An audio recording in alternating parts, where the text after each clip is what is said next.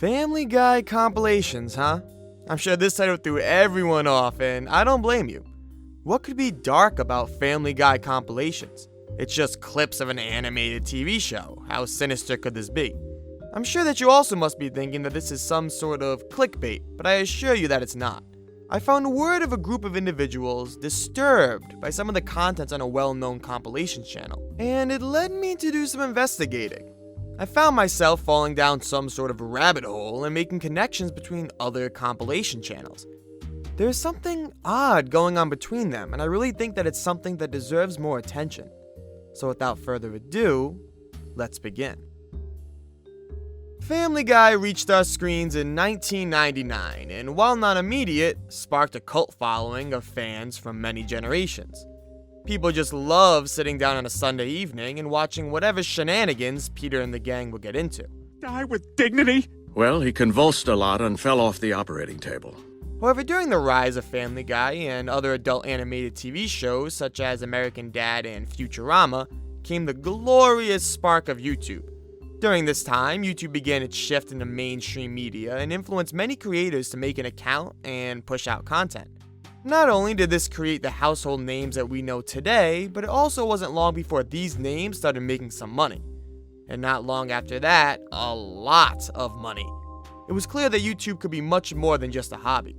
Now, whenever money is involved, naturally people try to cheat the system. This began the spawn of clickbait titles, re-uploads, and in the case of this video, compilations. Creators began to notice that if they combine clips from shows or movies, they can easily get views. However, there was one major obstacle preventing any growth: copyright strikes. YouTube has a base automatic scanner that checks each video before they're uploaded for copyright violations. If copyrighted content is found, the video cannot be monetized and therefore cannot generate revenue. Sorry, compilation channels. However, there is one rule to bypass this, and that's to add some sort of original content. That's how I'm able to include these videos and how reaction channels can get away with their niche. So how do many compilation channels get by with this? Well, they will typically add something small to bypass the filter, such as a man in the corner or a mirrored version of the episode. It's still copyrighted content, but simply passes the first layer of defense YouTube has in place in hopes that they just won't notice. This leads to the topic of today's video: Family Guy Compilations. Family Guy Compilations is a semi-large YouTube channel that pushes out, you guessed it, Family Guy Compilations. And while only being made 8 months ago, it's reached a great deal of success, totaling in at almost 50 million views. Of course, the channel has means to try and bypass copyright filters, except it's a little unconventional. Take a look. Black guy. Hey guys, Liv here today. Your Tuesdays on the Arrow Faction, and this week's theme is what are you doing over the summer? Oh my. So I don't really know what to do for this video, so I'm just gonna tell you guys, y'all. Yeah, you see where I'm getting at, right? At the end of the video, we're greeted to a 20-second clip of a little girl. This girl is actually from an old YouTube channel called the Arrow Faction. They disbanded 4 years ago and had a decent following. Now, if it's just one clip on one video, then I would say, whatever, he's just using random clips. But every time they use a clip, it's of a little girl from the Arrow Faction, and sometimes different girls. It's really weird, dude. Stop it. And the comments on the videos don't make it any better. There are many men who mention the girls at the end in unsettling and sexual ways. Come on, Tim, what are you doing, man?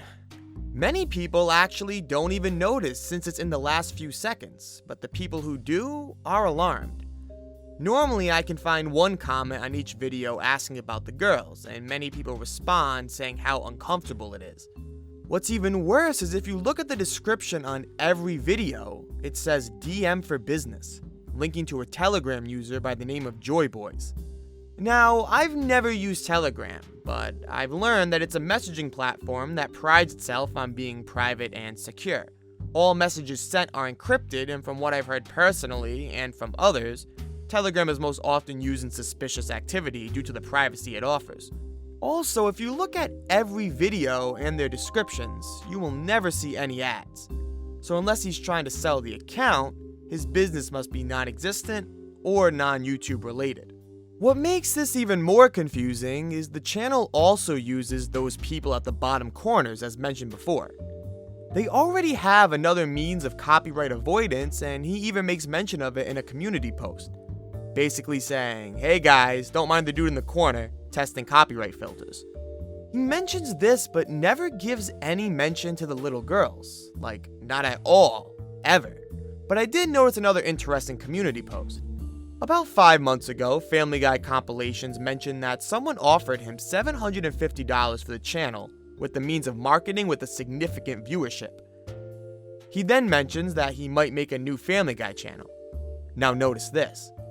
The channel hasn't always used these clips of the girls. Family Guy Compilations promoted that he made an American Dad channel and suddenly disappeared, only posting one video within 2 months. Then, out of nowhere, the channel explodes with content, uploading a new compilation every few days.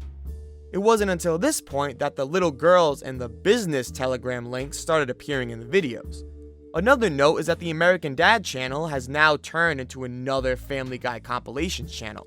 While not certain, it seems as if the original owner may have gone through with the sale, and I'm starting to question what this marketing and significant viewership might be. What are you doing here, Tim?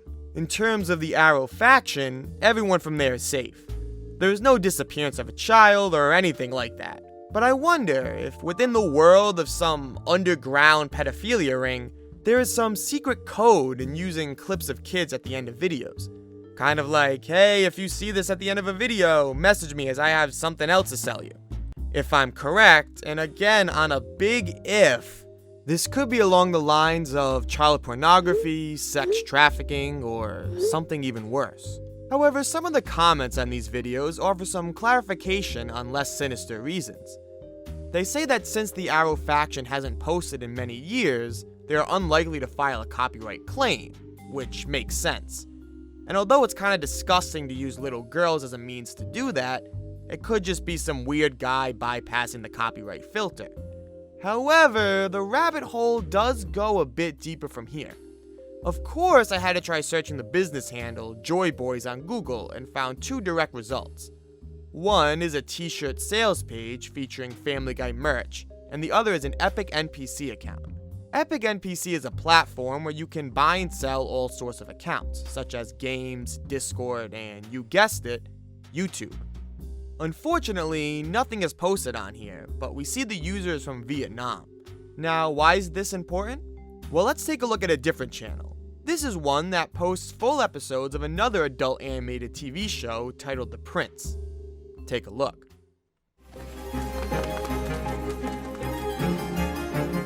And that is how you make a... My parents are going to kill me. I'm definitely not getting any more pocket money for the rest of my life. I'm not being able to go out with my friends or buy makeup or clothes.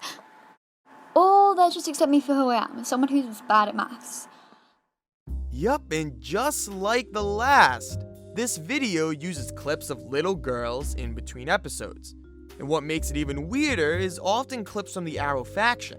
These videos also have ways of bypassing filters, such as zooming in and out at different times, but still include these girls.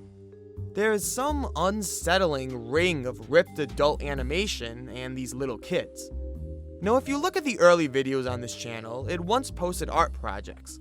I assume this content was also stolen, but what makes this interesting are the titles. For those who don't know, the titles are in Vietnamese. See the connection? Although, another curveball thrown into the mix is that this channel was originally made in Australia. Someone also mentioned that clips of these girls are found in Bob's Burgers compilations, but I couldn't seem to find the videos mentioned. Let me know in the comments if you have seen this elsewhere, as it will certainly help at connecting some dots. This means 2 things. 1, there is a ring of people using the same clips of kids under the front of compilation videos, or there is one individual trying to buy all the accounts for what he coined as his marketing. Now, if this is one user, he's making sure to make all the accounts appear as if they have been created in different locations. Once from Australia, once from the United States, and the NPC account is in Vietnam. Why go through such the trouble for a measly compilations account? Now the biggest question is obviously, what is this business? I was hesitant at first, but I needed to dig a bit deeper. This just seems like one of those must be a misunderstanding situations. It just seems bizarre for adult animation compilation channels to be some undercover child pornography ring. So I made a Telegram account and messaged the handle. This way, if he responds with something like selling ad space, then we know his intentions. I wanted to keep the message vague, however, as I'm sure he isn't flaunting the business either. He does have over 60,000 subs, so it wouldn't be a wild thought that someone might actually want to do YouTube business with him. Because of this, I simply messaged the word business and placed the ball in his court. I planned for 2 outcomes. He responds with business, or he responds with something worse, and I was put off by what actually happened. He didn't respond at all. However, this app gives plenty of information on user status, and I can see that he has been on the app recently. And he's also since posted on the channel. While 60,000 is a large number, I'm sure he isn't getting much messages through Telegram, at least YouTube business-wise. He must have at least seen my message, so why no response? Well, this would make sense if he's not interested in YouTube business. I also wonder if there's a certain phrase or passcode I need to send in order to get a response on the true business behind these accounts. I don't want to rule out the possibility he just ignored the message, but as mentioned earlier, he never has had any external ads in any of the videos. If he was looking for YouTube business, he's clearly struggling to get any, and I wouldn't see why he wouldn't at least respond to me. I understand that I'm making some large claims, and that's why I've been trying to use my words carefully and limit the amount of statements I make, as in the end, there's no definite proof of anything. However, I am making this video to spread awareness and maybe keep some viewers' eyes open next time they watch a compilation of an animated TV show. At the best, this is just someone trying to bypass the YouTube filter in a very weird and disturbing way. At the worst, this is a much darker rabbit hole of suspicious business involving children and the owner's significant viewership. Thank you all for watching, and I hope you enjoyed. If you want to see other disturbing things and mysteries on the internet, feel free to subscribe. If you enjoyed this video, I ask if you could please press that like button. It takes me a while to make these videos, and liking it helps push my videos to new viewers. Thank you all so much, and I hope to see you all next time.